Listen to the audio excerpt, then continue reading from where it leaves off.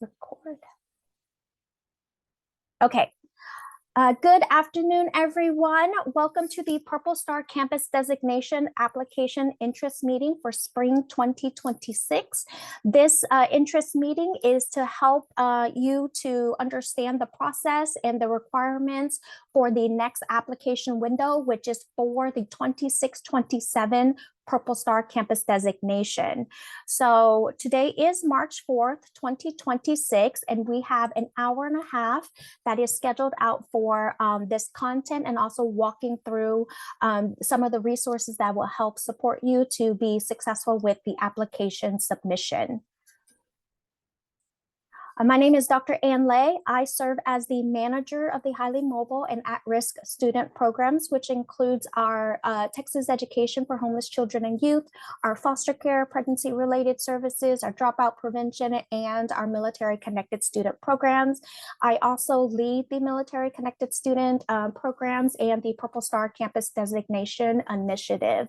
So welcome, everyone. A little bit of technical support and engagement. We do have two functions that are open. The Zoom Q&A. If you can submit questions in there sometimes, because the chat is very active, some of the questions will get lost up in the feed.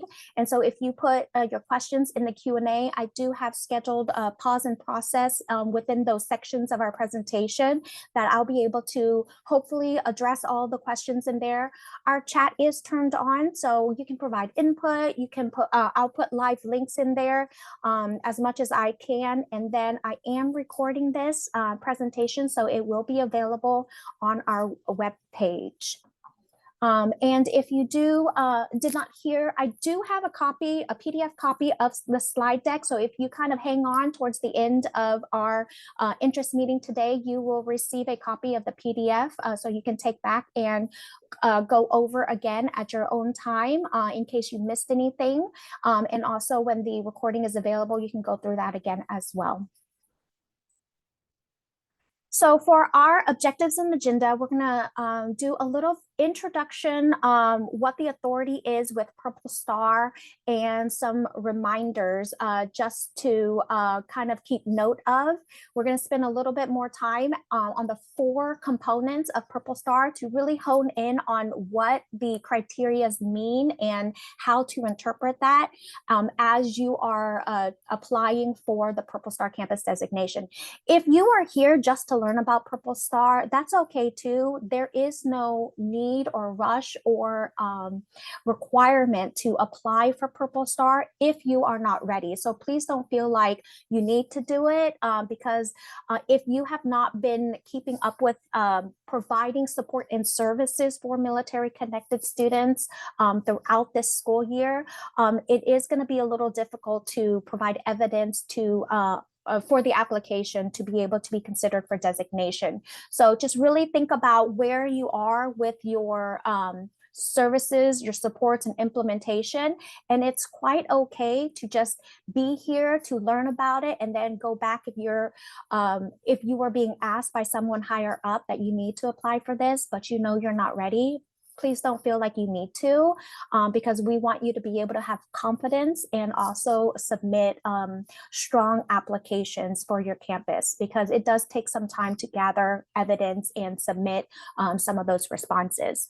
So the 4 criteria are listed on the screen. And lastly, we're going to wrap up with tools and resources, understand how to apply, go through some of the resources for support. And if we have time, I would like to at least get started on walking you guys through the exemplar that has been developed out to help support you. If you've already gone through the exemplar and you know what to do, don't feel like you need to stay on the entire time, but it is there for you to help support you. You will know exactly what you need to do. The questions from the application is already available for you. So you will have leaving here with an understanding of what's on the application, what questions are there, and you have time to kind of curate what your responses might be. And then when the application opens, you'll be able to plop it into the application submission and then upload your evidence there. And then we will be ready for reviewing. So with that, we're going to start off a little bit with the state authority. So with Purple Star Campus designation, it is grounded in Texas Education Code, Chapter 33909, Purple Star Campus. When you receive this PDF, you can click on the link here and you can read through the entire authority if you wish. It is also with 19 Texas Administrative Code, Chapter 61, Subchapter FF, Division 2, 611063. That's a lot of numbers and a lot of nuances. All that to say, that spells out the statutes and the Texas state requirements for Purple Star, including what those criterias are. So what is Purple Star? Purple Star Campus designation is it was created by the 86th legislature in 2019 to recognize campuses for demonstrating support and commitment to meeting the unique needs of military connected students and their families. So it is a national program across the United States. Some states call it Purple Star Schools. Here we call it Purple Star Campus. And so the designation is an initiative, national program. It's implemented across many states. If you don't know already, Texas is currently leading in this initiative in not only the recognition for it, but the resources that are developed out, the number of schools that are that have received the designation, but overall just the implementation of the designation. Applications run every spring and the awards are announced each fall around September. Once you are awarded, campuses hold that designation for 2 years. So currently right now, Texas does not have a renewal process. However, after the 2-year designation, campuses who wish to continue the designation will need to reapply again and go through that process again. But this is also a good way for campuses to recheck themselves to make sure they're doing current best strategies in terms of the criteria for Purple Star to continue to provide the most current and valid strategies and implementation processes for our military connected students. So a little bit of the overview, like I said, in 2019, it was established. The first year that Texas rolled out Purple Star Campus designation was for the 2020-21 school year. And at that time, we see 116 that were awarded. This was the pilot year. So first year, the second year, only 45.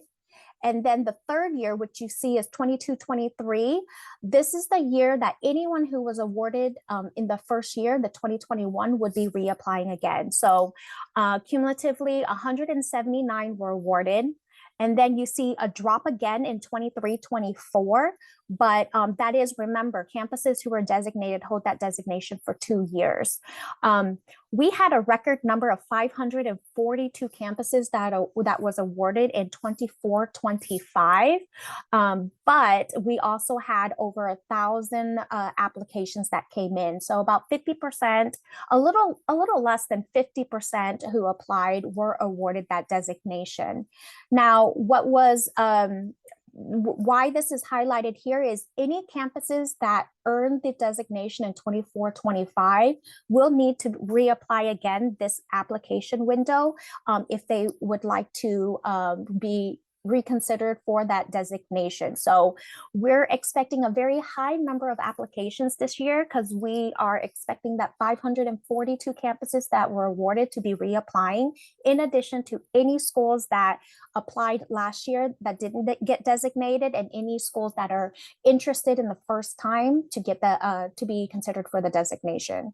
So we are ready, prepared. I'm looking for reviewers and things like that. So we are doing the pre-planning steps to be able to accommodate the high number of applications that we anticipate that will be coming in. Last year, or this current school year, the 25-26 awarded campuses, there were 306 applications, 98 were awarded. Remember, 2-year designation, so they will continue this designation for next school year. Any 25-26 awarded campuses do not need to apply this round, but they will next spring. So just so that you can see, with the 98, 40 of those that were awarded were first time, new, they've never applied before, and 58 were campuses that reapplied and got re-designated. Now, the question here everybody always asks is, why the big drop? So remember, active campuses, if you look at the picture on the left side, active designated campuses right now total 640 campuses, 542 for the 24-25, and 98 for the 25-26. The big difference here is for last year, 25-26, we did stop the piloting of the Purple Star campus designation. So we did a flexible consideration for the first 5 years of Purple Star campus designation. So there was a lot of flexibility in the interpretation of Purple Star as it's written in TEC and TAC. 25-26 was the first year that we've established that rigorous review. The review from previous years included only one person reviewing the application. Last year, the currently designated campuses went through 3 reviewers. Each application was reviewed by 3 independent reviewers, and the scores were combined to determine whether the campus was designated or not. In addition to that, we really held strong with the integrity of Purple Star initiative as it's written in statute. And so there were a number of campuses who applied who may have been awarded in the past but did not get awarded again. That does not mean that you guys did not do a good job or anything like that. It is just, we are moving towards honoring the integrity of the initiative as it is written in statute. With Purple Star, campuses who are designated also receive a letter from the Commissioner of TEA, Mike Marath, recognizing them as Purple Star. They receive a high resolution logo to be used on schools' campus and a web page. I've seen some innovative ways where schools print out big giant banners and things like that, which is really amazing because they are so proud of having that designation, and it's a good way to promote to parents and communities that the campus is Purple Star recognized. And in addition, texasschools.gov profile, your campus when you are awarded will be identified in texasschools.gov. This is actually important because a lot of our military families, as they are PCSing or moving or transferring or relocating, whatever term that you want to use, one of the things that they go to first is texasschools.gov, and there is a way for parents and stakeholders to search which campuses in the area is Purple Star campus designated, and a lot of the families will take preferences over a campus that is designated over a campus that is not. So being Purple Star campus designated is one of the perks of having more enrollment, military connected students, and the data shows military connected students graduate at a higher rate, have the lower dropout rate. They have higher scores in STAR and state assessments. And so we do want to recruit and promote and provide services for our military families. Veronica, I see your hand being raised. If you do have a question, if you can drop it into the Q&A. Okay, so why Purple Star matters? At a summary, recognizing it's a recognition of commitment to military families, building trust and enrollment appeal for military families, and it enhances school culture and inclusivity. So now I'm just going to break it down to 5 of the key benefits of schools considering Purple Star, and then I'm going to do a little pause to process and answer any questions that may be in, because I know you guys probably have some questions. The first key benefit is enhancing support for military families. So schools with this designation demonstrate that commitment to easing the transitions for students who frequently relocate due to military service.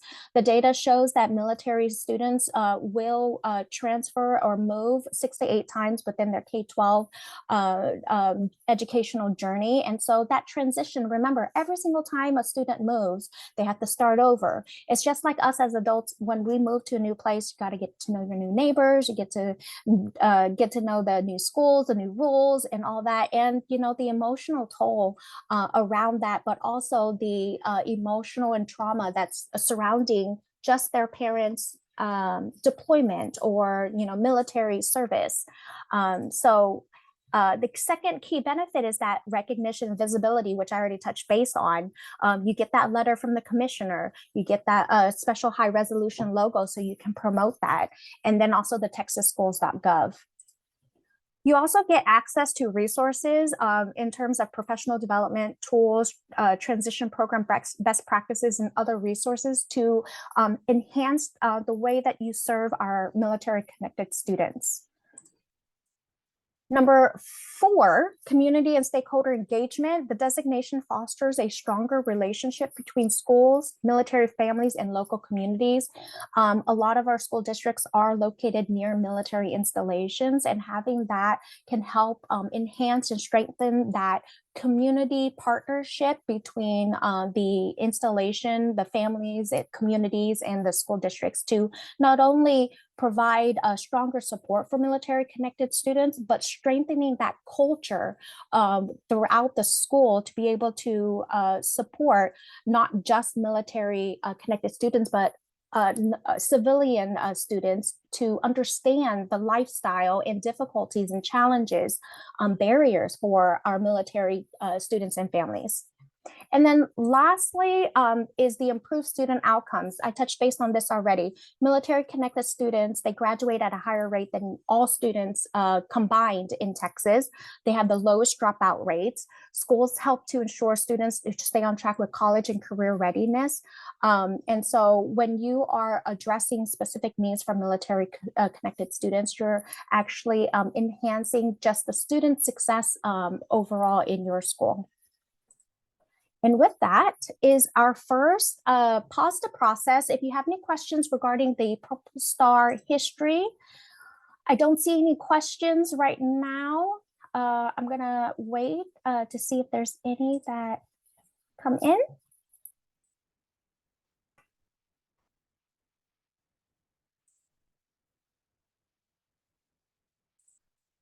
Okay. If you do have questions, just plop it in and then we will move forward because I think you guys will really like the walkthrough of the exemplar.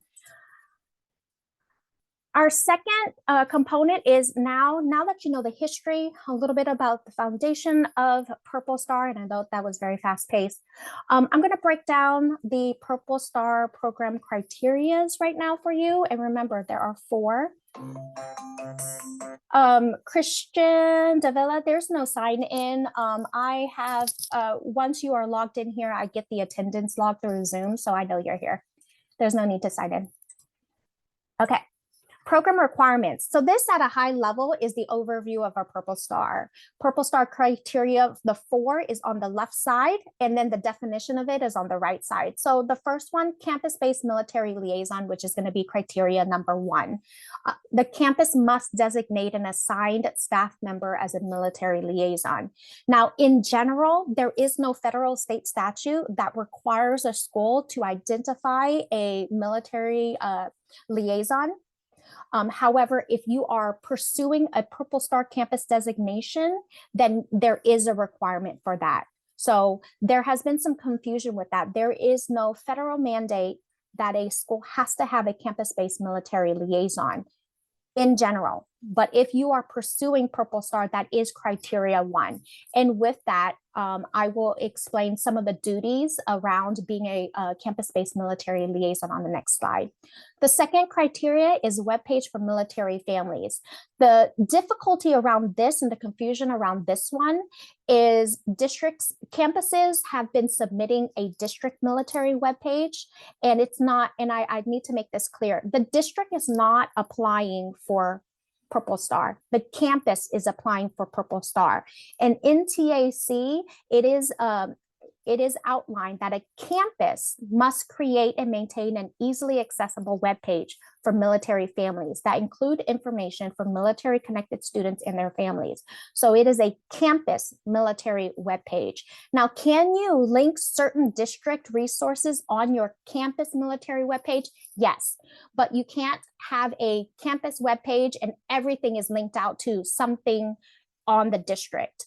When families go to your campus webpage to look for campus specific content, can they find campus specific content like the courses that are offered at your campus, or a counselor that can help support military connected students on the campus, not a list of all the counselors in the district? So be in the shoe of a family who is looking at your webpage. If you can find that information to be helpful and easily accessible, then you've hit the mark. But if you go on there and you can't find what you need, remember, parents are not accustomed to some of the educational lingo. So easily accessible campus military webpage. The third criteria is our campus transition program. So this is a program that provides support for military connected students, either through a campus-based military liaison or through a peer-to-peer mentoring program, like a student ambassador program. Do you have to have a student-led transition program on your campus? No, it could be led by a campus-based military liaison. But if it is a student-led program, then there has to be an adult that is supporting that student ambassador program. So they're not flying free and doing, things without some alignment to the Purple Star. The last one is military initiative. When you apply, you do not have to submit descriptions and evidence of all three. The criteria states the campus must offer at least one of the following. So if you want to spend time to give us all the evidence of all three of them, that is your choice, but I can tell you having more is not going to increase your chances of being designated or not. As long as you hit the requirements that are listed, then that is sufficient. It is not about the quantity of information, it is about the quality of the information. So the first initiative is having a resolution showing support for military connected students. And when I first joined Purple Star, the initiative, I was like, a resolution? I am in SPED world, in dispute resolution. I'm like, what is this resolution? A resolution is just pretty much a proclamation. It's a form of paper, that a declaration that says we support military connected students, and usually it's a letter. It could be a letterhead signed by the superintendent, something like that. Participation in Month of Military Child, which is coming up in April. I am wearing my Purple Up for Military Kids shirt for this interest meeting. Or it could be Military Family Month, which was in November. I will talk about timelines in a minute, but because of Month of Military Child, we did shift the timeline a little bit for our application process. The last one is partnership with a school liaison to encourage and provide opportunities for active duty military members to engage in local schools. So partnership with a school liaison, that's your military installation. So military installation have school liaisons or school liaison officers who can help support your school. Partnering with them to provide opportunities to increase engagement and partnership. You could invite them to read to, a grade level in the library. You can host events and things like that, or they can be part of Special Olympics that's on your campus or any programs. Like there's a lot of leeway to how that partnership is there. And finally, if you receive this PDF later on, if you click on the lilac box at the bottom, you can read the entire rule in its entirety there, but that's the overview. And I do have a question.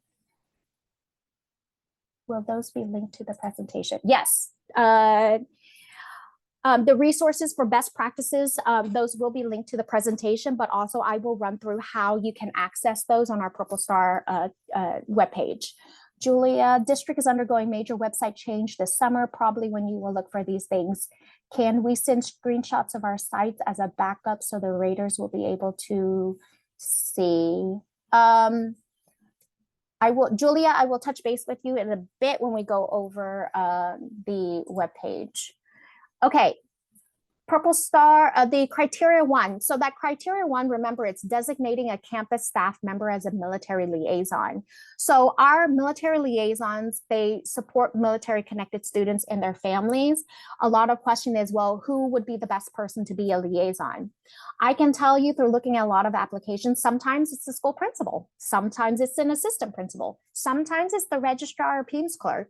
Most of the time it is a school counselor, or it is a JROTC or CTE teacher at the if you're in a high school level. It is who would be best able to provide support and has the time to provide the support when the need comes, who may have a military background or experience and can bring in understanding of some of those personal experiences that students may have. So whoever this liaison is designating, then that's going to be up to your campus, and whoever does that, designation, probably a principal. And you can rally it if you want to volunteer for it. I would speak to your school administrator to do that. Can it be a teacher who has military experience? Absolutely. It can be anyone, as long as you are able to provide the duties that are assigned here. So you are serving as a point of contact. You are working collaboratively with your military connected students and their families, maintaining familiarity with enrollment processes, record transfer, existing community services, student supports. You can kind of see why sometimes it could be the school counselor, or most of the time it's the school counselor, because they're doing this for all students already. Collaborating with school leaders to ensure the students are identified properly. So this is working with your registrar, PEMS clerk, and making sure the identification. Coordinating campus-based supports and services or programs that are relevant to military connected students, and also attending an annual professional development or training to learn and understand topics related to transition of military connected students and families. That was a mouthful. Military liaisons there is two components to professional development. The first one is they have to attend an annual PD that's related to military connected students. So this could be taking the Purple Star Rise TEA Learn course that we have to offer. It could be attending one of the compact online training, could be MSEC training, but whatever it is that you choose to attend as professional development, it does have to align to how is it going to support military connected students. And we have a resource down here, professional development resources and tools, that is tied to this criteria here. Now, the second component of a professional development is going to be facilitating a professional development. So here's a note I want to really highlight. You cannot attend a PD and facilitate the same PD all on the same day. So we have had some applications that come in that identify them attending and facilitating the same PD, same day, same time. You can't attend and facilitate the same PD. So remember to just be very mindful of that. Attending a PD is completely different than facilitating one. So facilitating one can be done in a lot of ways. You can partner with your school liaison at the military installation to be able to provide PD content to your staff, your campus staff. You can also take the Purple Star Rise course yourself, and you can curate a special shorter presentation to be able to train your staff members with that.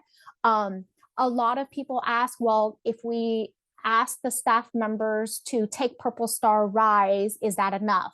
Well, no, not really, because then how are you following up to make sure that number one, they understood the material? How did you facilitate that PD opportunity besides sending them an email and say, hey, take this Purple Star Rise course? So just have some intentionality behind it. You want to be able to meaningfully provide school staff members the content on servicing and implementing best practices for military connected students, and not just check it off the box so that you can apply for Purple Star. So just really, it is a professional development opportunity. So how are you growing your staff so that all staff members are increasing their awareness and knowledge for military connected students' needs and their families as the year goes? Christine, can the links to the resources be provided in the chat or via email? If you just joined in, you will receive a link towards in a little bit with the PDF of this presentation here, and you will be able to click on the PDF to get to all the resources that are there. Can ESC military champions facilitate a PD? Yes, and I will walk you through the exemplar and kind of show you what it's like in a minute and show you how you can document the facilitation of the PD. Where did you say the PD is found for trainings offered? I'm going to go over a few of them towards the end. So just hold on tight. Does each element of criteria 1 need to be completed to qualify? Yes. It does. And I will show you the exemplar so you can kind of see it's not as overwhelming as it looks, I promise. The facilitated PD does have to be related to military connected students. So one of the common trainings that I have seen in applications is trauma-informed practices. School counselors usually provide this. Trauma-informed training is a required component for schools. And so the only thing that I will tell you is make sure somewhere in your training, if you are doing trauma informed, that there is content that is specifically for military connected students. So it can't just be a trauma informed training as a blanket PD for all students, just to honor the requirements for another program. There has to be a slider or two or alignment to how trauma-informed practices impact or support military connected students. The Military Connected Student Support Summit we did in San Antonio, does that count as? Yes, it does.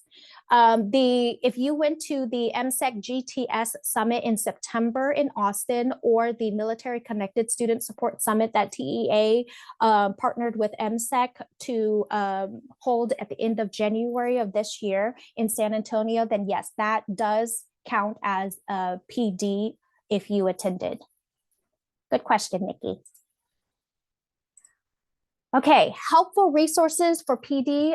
So this is the resource that was linked a couple slides back. This document provides free national comprehensive PD resources for Purple Star campus designees across Texas. This supports meeting the need for criteria 1 of the Purple Star application, and it is tailored to meet the needs of K-12 education. So again, you will be receiving the link as soon as you get this copy of the PDF. Let me see. Oh, I think I can copy.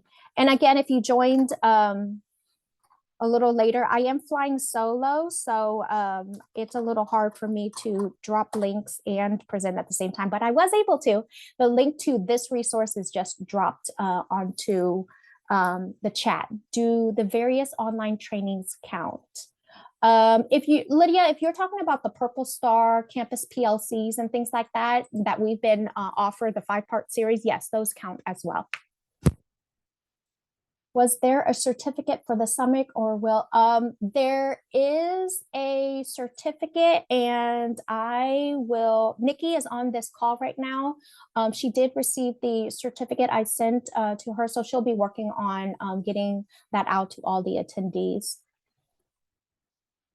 And I'll cover what the evidence will need to look like in a bit. Okay, criteria 2, maintaining an easily accessible campus webpage for military families. I want to put a caveat on here. We have 2 office hours that are scheduled, one in April and one in May. I plan on focusing on one of those for specific campus webpage, because I know that's where most of the questions will come in for. But in the meantime, if you have questions, you can always email us at militaryconnectedstudents@tea.texas.gov, our program inbox, and I get those emails. And so I respond rather quickly, same day if anything. So I will be more than happy to answer your questions there. Campus-based military webpage for families. On the right side, you'll see those big bucket items: relocation, enrollment registration, academic planning, counseling and support services, and campus-based military liaisons. So those are the big bucket items that need to be on the campus webpage. And the resource is going to be linked here. Relocation information is just like a welcome introduction to the campus and how you can help support. Let me see if I can. Nope, it won't let me click on that. The resource that's here. Oh, I can't drop this. Okay. I am dropping the link to this resource here in the chat. This resource helps to guide schools on creating a dedicated campus webpage. It spells out exactly what you need if you will just go through the resource, and it explains a lot. I do understand that this component of it is reliant on most districts' IT department, and so there needs to be a conversation between the campuses in your districts. And there has been a lot of districts that are able to work with their IT department on waiting and holding on the revamping of district web pages during the summer. I do know a lot, if not most districts, summer is the time when web pages are updated or changed or moved to a different portal, whatever it may be. But unfortunately, I will tell you that if our reviewers access the link that you provide and it goes into a 404 forbidden, cannot access, no longer exist, we cannot score what is not there. And I want to say that it is very important, because summertime is one of those prime times when military families move. I understand that it's easy for districts to use that summertime to be able to revamp their webpage, but at the same time, a lot of families are also transferring, relocating, and not just military connected students. And if they're unable to access the information that they need, then they can't make an informed decision to be able to know where to go, how to get the services and things like that. What I can tell you is I can give you the weeks in which our reviewers are going to be reviewing. And maybe you can talk to your IT department to be able to hold off on updating the webpage while we are reviewing. And so that comes with a lot of pre-planning. And so that's what I've been working on, to giving that definitive timeline to help school districts as well. Because I do know most of you guys do not control what is on your webpage, and it requires you to work with your IT department. Okay. Like this resource says, it aims to enhance communication, resource sharing, community building, but it's also a way for our families and our students to be able to access the information that they need to make informed decisions. Our next criteria 3 is that campus transition program. The transition program is just to help to ease the transition. So introducing school environment, school process by the military liaison on the campus or a student ambassador leader to our new military connected students. Peer-led student leaders or ambassadors should be supported or sponsored. That's the word I was looking for, sponsored by a campus-based staff member. Your campus transition staff member does not have to be the campus-based military liaison. It could be someone else, but most times it is the campus-based military liaison, since that person kind of oversees all of that support, but it does not have to be. So if you have a volunteer teacher or a campus counselor or administrator that would like to lead in the transition aspect of it, that's quite okay. But remember, both the military liaison and the staff member has to be an employee of the campus.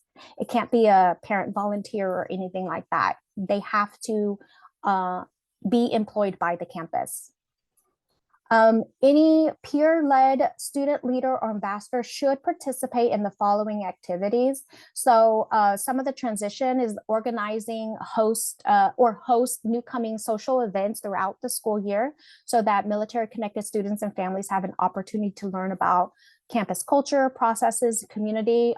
They can provide campus tours, which could include library, nurse's office, counseling office, gym, cafeteria, common areas. Just remember, a new student coming in, if you can give them a tour, make them at ease and knowing, okay, this is the person that you can go to if you have any health issues or you need to talk to someone. Even if they know who these people are, that eases their transition. So that's our goal. We want to ease their transition and slowly building that confidence and their resources in knowing who to go to or where to go to when they join your campus. The ambassador could also accompany the students to lunch or recess the first day or a few weeks of school. We also have a resource here, Campus Transition Program Best Practice, which is our third criteria, and I will drop this link here. This is the resource. And this is just best practices on campus transition programs, which you can learn more as you're going through the criterias and you want to learn more about the elements for helping military connected students to achieve that sense of belonging and connectedness in their new school. Okay, the last criteria 4, is our military initiative. Again, you don't have to do all 3. You can choose one because the Purple Star campus designation only requires you to offer at least one. A resolution. So you can see a example, Sharyland ISD board approved resolution here as that first image. That's an example of what a resolution is. It doesn't have to be fancy. It can just look like that. What's exciting is Nikki, who's on call with MSEC, and I are working on rolling out a month of military child resource, and there's also an example of a resolution that's on there as well. So you can have a template to use if you like. You can do your own, but there's going to be some opportunities there. With that, the second bullet here is participation in month of military child, which is coming up in April. And so the tool that we're trying to roll out in the next couple of weeks has social media tags, examples, images that you can use. There's images that you can use to print out stickers if you want to print out the stickers through whatever portal it is that you do. That way you can have students wear a sticker for a month of military child. There's data infographics that are there. There's email headings, newsletters, social media examples, and things like that. So if you saw the November National Veterans and Military Families Appreciation Month kit that we rolled out in October in anticipation for November, it's very similar to that, just a lot more colorful. And then lastly, partnership with local installation school liaisons, that third one. And you see some images here. They did, there's a couple examples here. Active duty members were having a community engagement with students after school, playing games, interacting, building that partnership. There was a Purple Up event where active duty members were able to come on campus, share a presentation and answer questions and just having activities on there. So there's a lot of things that you can do, but really just ensuring that military connected students feel supported and that active duty members are part of the community and can be included in the school community. And then we do have a resource for military initiatives as well. These are some examples of how you can use the resource. And let me get you the link, just drop it into the chat there. Okay, that was a lot. So I'm gonna go grab a few. Oh, okay, same two questions. I answered Tana's already. Okay, Julia, I'm gonna go back to the major website changes. So I can tell you in a minute, we're gonna go through the timeline, but unfortunately the screenshots is not going to work because the reviewers will need to be able to get onto the webpage and have the lens of a family member and try to navigate the campus webpage to see how they maneuver it. So it's a component of having all the required components, but there's also that component of easily accessible, meaning that they're able to find the location of these resources as they are navigating through it through the lens of a family member.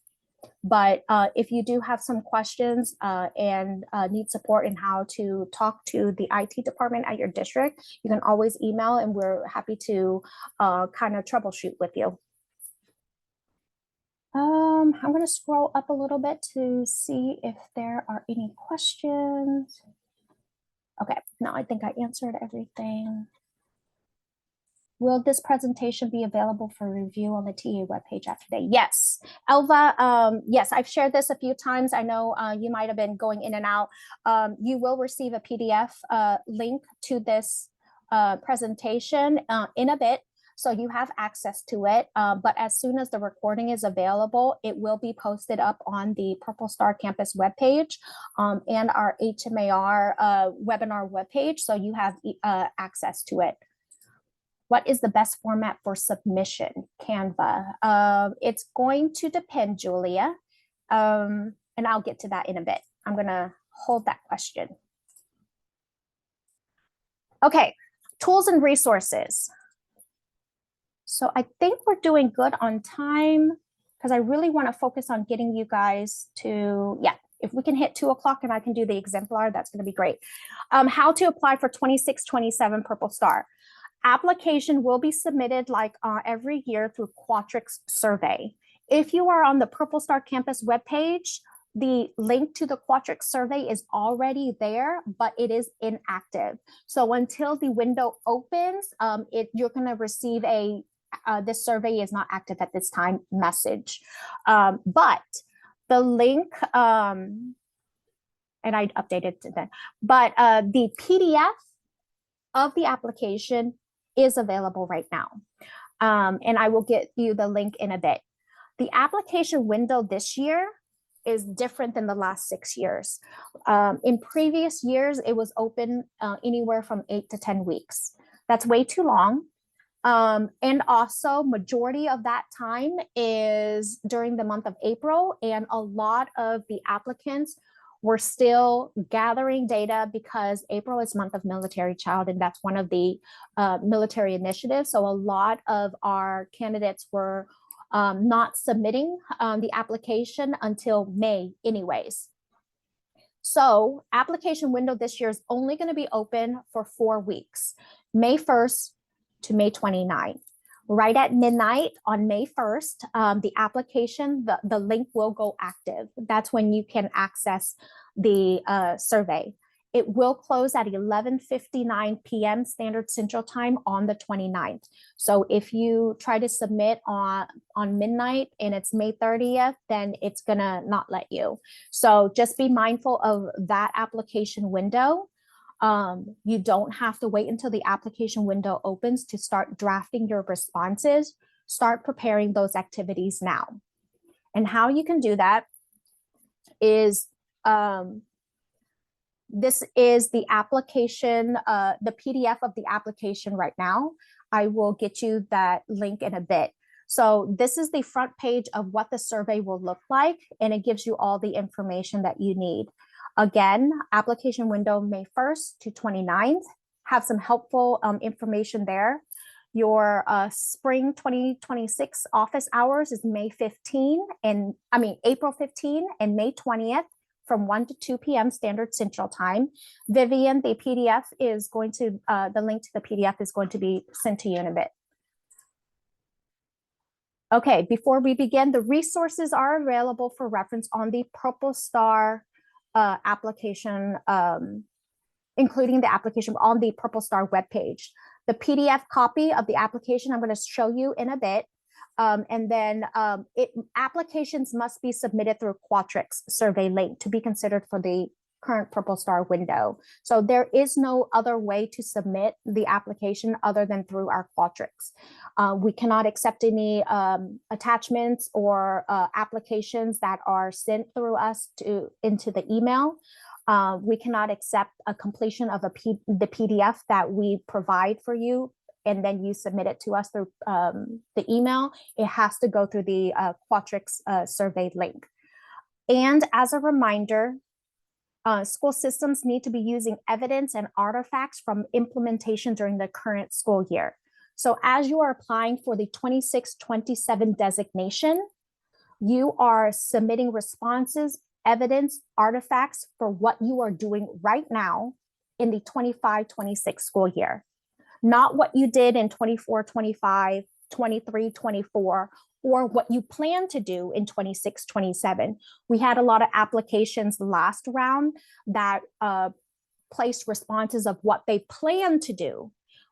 We can't award campuses on your intent for implementing Purple Star. We have to see the evidence of what you've done throughout this school year. And so by the time the application window opens, it will be in the last month of the school year. So we're looking for things that have been done since August to April. Kara says, so if we are reapplying for Purple Star, we only focus on this year and do not include the previous years. Correct. When you are reapplying to be designated again, we are looking for 25-26 school year. What are you doing right now? Okay.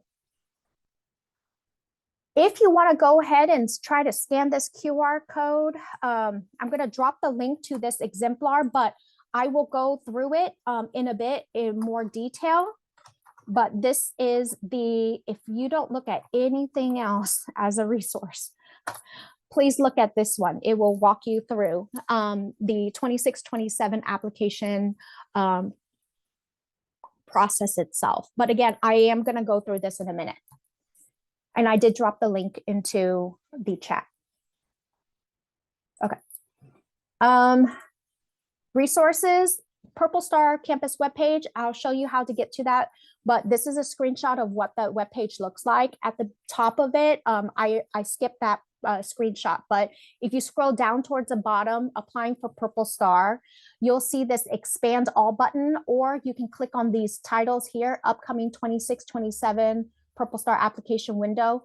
If you notice here, the Purple Star application planning document, the link is already active. You click on that and that will give you a PDF copy of the questions that are on the application. This shows you information of our interest meeting that's today and our office hours. And then the second tab here, Purple Star Resource Center, Apply, Learn, and Lead, that follow this arrow to show that once you open that, you have 3 components. So general Purple Star resources, you've got your Purple Star Rise, your annual calendar and timeline recommendations, commonly used terms, Texas laws and policies. Your application support, there's 5 of them here. There's an application guide, an overview and checklist, your rubric, frequently asked questions, and the 5th one is the exemplar that I just dropped the link to, and we're gonna go over that in a bit. And then your Purple Star criteria support, you have 4 of them. Those align to the 4 criteria that are part of Purple Star requirements. So the campus-based professional development, the webpage, transition, military initiative. Yolanda, if you are attending now, it would have logged your email account that you are attending. So no worries. You'll get credit for attending this. Okay, so the first one is your application rubric. This is the same rubric our reviewers are going to be using to review your application. So if you use this rubric as you're drafting your responses to your application, then majority of it will be in alignment to what the reviewers are going to be using to review your application. The thing to note here is your scoring key, developing, satisfactory, exemplar. As long as you are not in developing, you will meet the criteria. Satisfactory or exemplar. So each of these, there was a question before, if you are a campus-based military liaison, do you have to do all the duties that are in the criteria? Yes. And so in the rubric, it'll spell out each of those 6 areas. So the first one is point of contact and works collaboratively with military connected students and their families. And the campus staff members. Make sure that your responses are clear on how the military liaison performs this duty. A lot of the nuances are surrounding PEIMS, and the issue is the response that we received for campuses who did not get the designation. Most of the time we'll say the PEIMS clerk does all the PEIMS coding. I don't do anything with PEIMS coding. Well, if that's your response, you're not going to receive credit for that, because the criteria is how are you supporting that. And it could be as simple as, as a military liaison, I work with the PEIMS clerk to ensure identification of military connected students, or something along that line. It has to be somewhere around what are you doing as military liaison. Oops, sorry. My notifications are popping. Okay, the rubric, I'm gonna drop this into chat.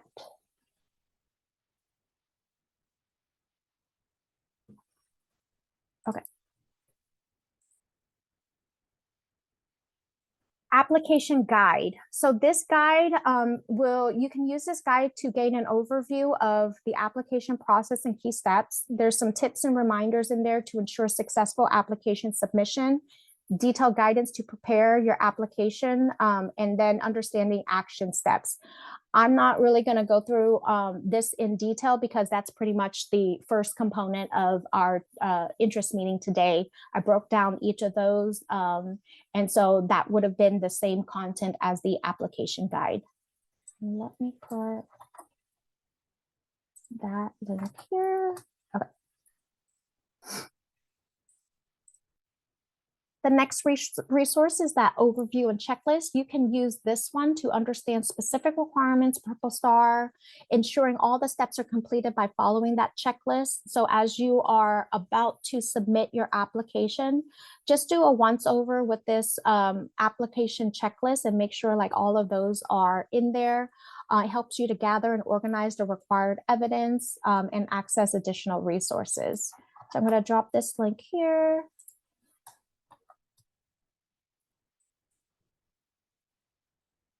Purple Star frequently asked questions. These are some common questions that we have seen in the past 6 years regarding Purple Star, such as, does the campus-based military liaison have to be an employee of the local school district? Yes, it does.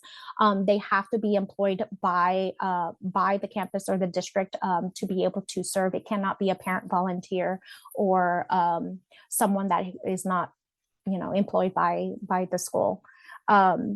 And some of the other areas are the requirements of a liaison. There's some questions and answers about the web page, the application process, and how to upload evidence.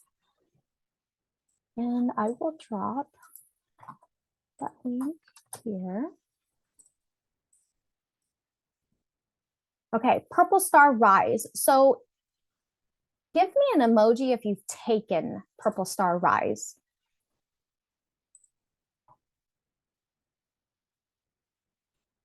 Okay, well, okay, I see Christina. Oh, there we go. There's a thumbs up. Okay, I was a little concerned. Purple Star Rise rolled out last January, and it has been a very valuable resource to kind of understand supports and services for military connected students and families, but it also covers all of our Purple Star campus designation criteria in a little bit more detail. It is a 3-hour course. You get a certificate at the end, your 3 CPE certificate. It can serve as attending an annual PD. So it is part of uh, meeting the criteria for one of the criteria 1 components. But it also provides a lot of ideas for you to enhance your support and increase your understanding of Purple Star designation. So if you haven't taken it, you should take it. And it's on your own pace, so you don't have to sit there and complete the whole thing. It saves your progress. So you just log in and go back and finish, even if you do 1 or 2 screens at a time or 1 module at a time. There are 5 modules. Then eventually you'll finish it and you'll realize that it was a valuable tool. Yes, Purple Star Rise is online. It is part of the TEA Learn online course. And let me see, I'm going to drop this link here. I'm pretty sure it's the same link. But exciting news, we are working on rolling out a new military connected TEA Learn course. So it's going to be a second TEA Learn course that will cover the overview of supporting military connected students. And that's going to roll out in the summer, hopefully. But we are at the near end line for it. And so we're super excited. We know the field's going to love it. So with the Purple Star Rise, it helps school systems in implementing effective Purple Star campus programs. It has resources, tools, videos, asynchronous PD, training modules. It is 5 modules. The first one is that overview of Purple Star. Module 2, 3, 4, and 5 are covering each of those 4 Purple Star criterias in a little bit more detail. And then, of course, the course conclusion, you get a CPE certificate. So that's something that you can add to your professional repertoire. All right. Important next steps. So begin planning by reviewing available resources now, such as the application support, take the Purple Star Rise, look at the FAQs, review the Purple Star Campus Exemplar resource, which we're going to open in a minute. Register and attend the Purple Star office hours. Even if you don't have questions and you have the time, attend the office hours, because there usually are a lot of nuanced situations, and it doesn't hurt to hear what others are, other challenges are, so that in the event that you face those similar challenges, you kind of have an idea of how to troubleshoot that. If you're next to a lot of school districts that are Purple Star designated right now, reach out to them who received the 25-26 for support. And the reason why I say 25-26 is, in the event that you missed it, 25-26 was the first year that the rigor increased. So things that were accepted before, or the flexibility that was offered with previous 5 designations may not be accepted now. So the 25-26 designated campuses went through that rigorous increased integrity of Purple Star campus designation. So they have the most current processes and went through the most current steps to be able to be designated. And then use the PDF copy of the application to go ahead and start planning out your responses to ensure error-free submission. Submitted evidence and artifacts will need to be uploaded as a PDF due to file size limits. Last year, we had a lot of emails that came through that said that they could not upload the evidence, and that was because the file sizes were too large. Again, if you do professional development, we're not looking for all 200 pages of your slide deck. There are certain areas in which we've highlighted what is needed, and that's really it. Like, just show us the evidence that you did it. Again, it's about the quality of your submission and not the quantity. If you submit 200 pages of file upload, but there was nothing in there that met the criteria, you wouldn't meet that criteria. So just make sure you're not spending too much time on trying to submit a lot of stuff, but the right stuff. So with that timeline, here's that overview. Today we did the Purple Star interest meeting. April 15th, we have our first office hour. Application window will open midnight, May 1st. We have a May 20th office hour. May 29th, 11:59 p.m. Standard Central Time. That's when the application will close. So make sure you have everything in before it closes. Our application and review process is going to be June to August. Now, I talked about knowing when we will do the webpage reviews and things like that. I would say if you can talk to your IT department and ask them to hold off until July to do the webpage update, that's going to be optimal.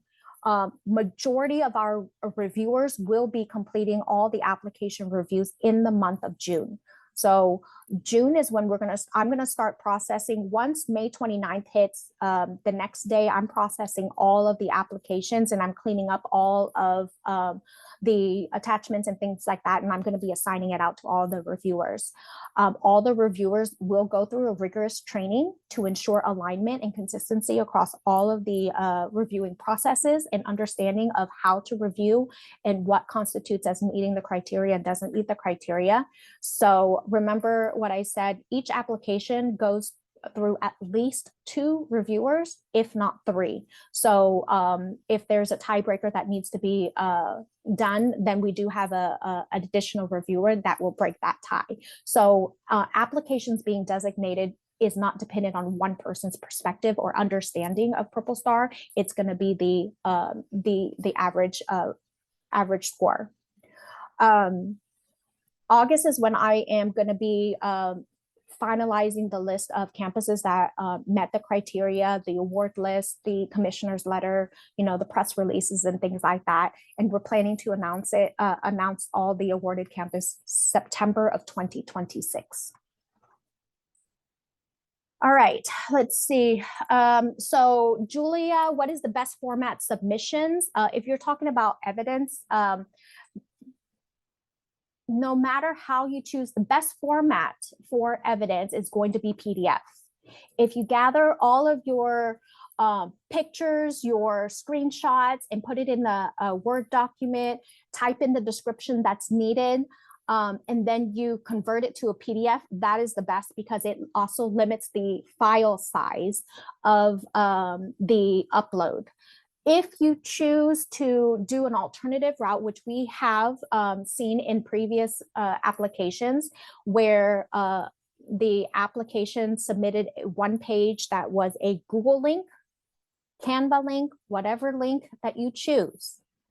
And then it takes you to, the Google Drive, the YouTube, the Canva, whatever it is. My one caution is a lot of campuses miss the mark because they forgot to provide public access to that link. TEA does not use Google, so we don't have a Google account.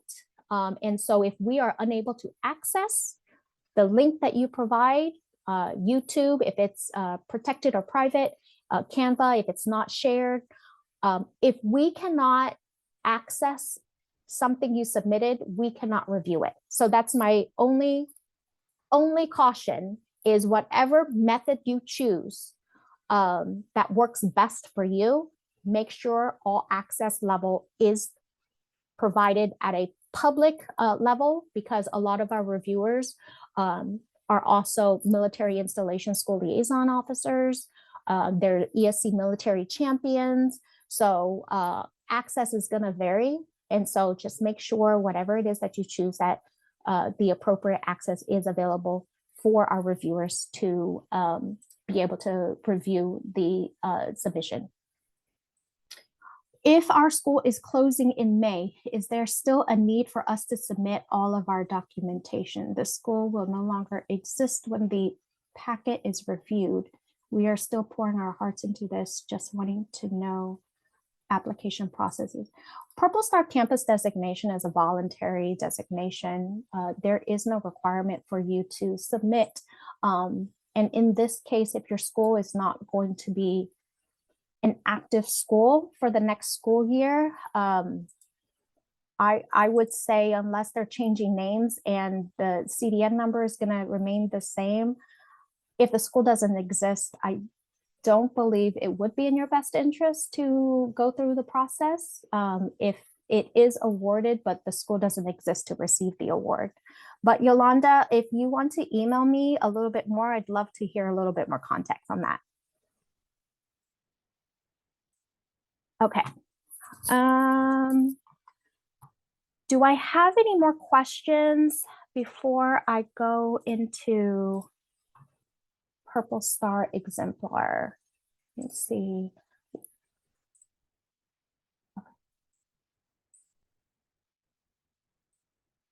Okay. So this is, can everybody see my screen, Purple Star Campus webpage? Yes, okay, perfect, thank you. Okay, I'm gonna make this a little bit bigger. Okay. Anything and everything you need to know about Purple Star is on this webpage. If you have never seen it, I'm dropping the link to the page now. And again, our email address is here. So if you just click on here, send us an email. I get it rather quickly. This one here is just saying that our application window opens May 1st. Campuses that are interested start planning and start implementing. And it says scroll down to the upcoming 26 window here. So as you're scrolling down, you're going to this, what we call an accordion here. And like I showed you in the presentation, all the upcoming 26, 27 application window information here. So applications must be submitted using the Purple Star application submission Qualtrics survey. There's a note here, the link will remain inactive until application window officially opens. So if you click on the link, this is what you're gonna get because it's not opened yet. So it says, sorry, this has not started. So it's gonna give you this until May 1st at midnight. But potential applicants should go ahead and start pre-planning their responses and required evidence. You click on this link here, Purple Star application. This is a PDF. I'm going to copy this link here. Mona asks, what is an ESC champion with regard to MSEC? So an ESC champion is a point of contact at the Education Service Center. Each of our 20 Education Service Center has a designated military champion who helps to support schools with anything related to military connected students. They are a voluntarily designated individual, so there is no federal or state statute that requires the designation of a champion. They are doing it because they have been designated or they volunteered for to do it, and we have an amazing group of champions across the state of Texas. They're not really linked to MSEC. MSEC is the entity, our grantee, that has been instrumental in helping to curate a lot of the military connected and Purple Star resources, trainings, and summit opportunities. That's not everything that they do, but they've been very instrumental in getting all the amazing things that we have out in the state of Texas. Working together with them has been such a huge impact for our military connected students and families across the state of Texas. So I hope that helps, Mona. So here, this is the PDF. You can't type in it, but what you can do is you can download it. And if you have Adobe to be able to convert it to a Word, you can do that. What I do suggest is just open up a Word document and just start drafting, responses that you would want to use to submit into your application. So your contact information here, ESC, your school system, what is your campus applying, additional information. I'm going to talk a little bit more about this in a minute, but it's very straightforward. every question that's on the application is right here on this PDF. So you're not going to be surprised at anything. So it is just March. You have the whole month of March, whole month of April to start planning what your responses are. Your campus-based, here's criteria 1. Who's the campus-based staff member that's assigned as a military liaison? So name, the position, and the email address. The person applying may not be the campus military liaison. So if you are the liaison on your campus and you're not going to be the one that's applying, just reach out to whoever's going to be applying for you. Make sure that they have all this information. New to this year, the PDF does include our Purple Star rubric resource. It is linked here so that you can reference it, but I also highlighted what satisfactory for this response would be. And developing, and you don't want developing, you want at least satisfactory. So the 6 duties, the first one is point of contact. So what you're doing is you are describing in detail how the campus military liaison fulfills each of the required duties. What was their role or involvement? So for each of these, that's what you're going to be inputting. So this is a second duty: familiarity, coding, determine supports, etc. I just wanted to briefly go through the PDF real quick. I want to spend more time on the exemplar. So with the exemplar, if you open up this second tab here, your resource center, apply, learn, and lead. This is the same screenshot that was in the presentation. You're going to look at this one right here, number 5, Purple Star application exemplar. So for the remaining time, I'm going to check I just put the link again to the exemplar into the chat. Kelly says, I might have misunderstood. Can the military liaison be the person applying? Yes, it can. It would be very beneficial if it was, because you know what you do as the military liaison. But I have seen applications from last year where a principal or an assistant principal was completing the application instead of the military liaison, and they don't have the awareness or understanding of everything that the military liaison was doing, but they were responding based on what they understood. So that might have been why the campus was not designated. So it would be very beneficial for the military liaison to apply in collaboration with any administrator that wants to be involved, but only you know how detailed and in-depth your support is as a military liaison. So whoever is best situated to provide the most accurate responses for the application is who I would recommend to apply. Okay, I'm going to make this a little bit bigger. So this is a freestanding resource, your exemplar resource, your support team, me and Mr. Dobbins, who's my program specialist. I'm just going to go through Purple Star process, guiding through application, providing exemplars with sample responses. So I have, 10 minutes. Okay. I'm going to scroll through here. These are some things that you just need to know. The system will delete and remove any duplicate or incomplete applications if inactive for 2 weeks. So I always recommend, if you are not ready with all your responses, I would not start the application process just yet, because you might end up just getting a duplicate in there. And unless you email us, we are going to probably take the one that's most recent with the amount of applications that are coming in. If we see a duplicate, we're going to do our very best to determine which is the most appropriate or recent or more comprehensive one, and we're going to have to delete one of them. So if you know you made a mistake, the best thing you can do is reach out to us, communicate it, and we will help to troubleshoot it. The earlier that you reach out, the better it is, because once it's towards the end of our application window, with the amount of applications that come in, we may or may not be able to help. Once deleted, those applications cannot be recovered.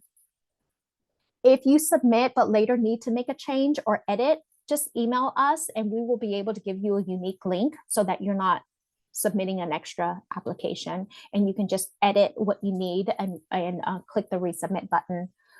There is a file upload limit, so just be very strategic about what it is that you're uploading. This first portion here, you don't really need me to go through all this, but the one thing I will say is there is an optional box in the additional information part of the application. This is only relevant if your campus houses multiple buildings using the same CDN. If you don't know what that means, probably does not apply to you. But there are instances, there are a few charter schools that have one CDN number, but they house elementary, middle, and high school using that same CDN number, but they each have different administrative team. Each of those campuses will need to apply if they want to be considered for a Purple Star designation. If the CDN application is being applied and awarded, not all 3 campuses will be provided that designation. It's going to be whoever applied, and we're going to find which of the most appropriate campus it is. So if your CDN houses multiple buildings, this is where you're going to add that additional information. And it could be as simple as same CDN applying for the elementary school or building A, building 1, whatever it is. The more information that you can provide, the better it is for us to be able to delineate which campuses is applying. Before you proceed, make sure all of the information is correct. That one here. Okay, I'm just going to go through because I only have 8 minutes left. So let's just take, for example, criteria 1 here. You are designating a campus staff member. These are your point of contacts, which we went over a minute ago. You're going to put your name, your position, your email. Okay, your first question is, how does the campus military liaison serve as the point of contact and work collaboratively between military connected students and their families in their campus? So each of the application questions that will be presented to you, each in the exemplar, the question is presented. The next slide will give you a little bit more context. So what you're going to be doing is provide a description of the role or responsibility the military liaison as the point of contact does. So are they identifying military connected students, advocating, connecting, supporting military connected students to transition, and how are they doing that? Doesn't have to be a dissertation, just straight to the point, but be detailed and very specific. Highlight anybody that you collaborate with, like such as the example of the PEAMS coding. If you're not the one doing the PEAMS coding, it is appropriate for you to say, I collaborate with the PEAMS clerk or the registrar to be able to ensure PEAMS coding is appropriate and up to date. And what is it that you do with that PEAMS coding? Do you notify counselors that these are military connected students, so on and so forth? The responses should align to current information. Do not copy and paste from previous Purple Star application submissions if you are reapplying, because like I said before, what you did in 24-25 or 22-23, 23-24 application window may not be relevant for this one because of the fact that we have increased the rigor to ensure the integrity of Purple Star has been honored. And the next slide, for each of the questions, we will have the alignment of our rubric. So I cut and paste the rubric that is aligned to that point of contact. So again, you're looking at satisfactory or exemplar. And if you can deem that your response meets satisfactory or exemplary and not developing, then you've hit the mark, you're good to go. And then each question will have examples of campuses that have submitted and were awarded. So these are 2 examples. If you notice, the first one is shorter. The second one is longer. Both met the criteria. Both of these campuses were awarded. So this is how you use your exemplar resource. This is your next question here. How does the campus military maintain familiarity? Same format. The next slide after the question that is in the application is context to what does that mean and what you should do. Address all 4 areas: enrollment, record transfer, existing community resource, student support. Then here is the alignment to the rubric for that specific duty. And then example responses for maintaining familiarity. And so that's how this exemplary resource is. It is 91 pages, but remember, it walks you through every single question of the application process. What I want to scroll down to is, sorry if this is giving you a headache. Okay, webpage. TAC, it says campus, relocating to campus, enrolling at the campus, eligibility requirements for pre-K. If you are secondary campus, please don't forget to link the district information to your pre-K because that is a requirement. Even if you don't have pre-K at the secondary level, because you shouldn't. I mean, it doesn't make sense, right? But one of the requirements, you have to have a link to it in the event that they have siblings that they need information for pre-K. So this would be an appropriate area, this eligibility requirement for pre-K, to be linked to a district webpage. But like this relocation here, relocation to the campus. We're looking for specific campus relocation information. Checklist of required documentation to enroll at the campus. What is your enrollment checklist? One of the things, the interstate compact, your campus-based military liaison, you need to include your contact information and your duties. Sometimes what we see is just a picture and the name of the liaison, but we need to know what their duties are. So here's some notes here. If no website is included, we can't review it. If the link is broken, we can't review it. If the page is not accessible, we can't review it. Leads to a district webpage, that's not meeting the mark.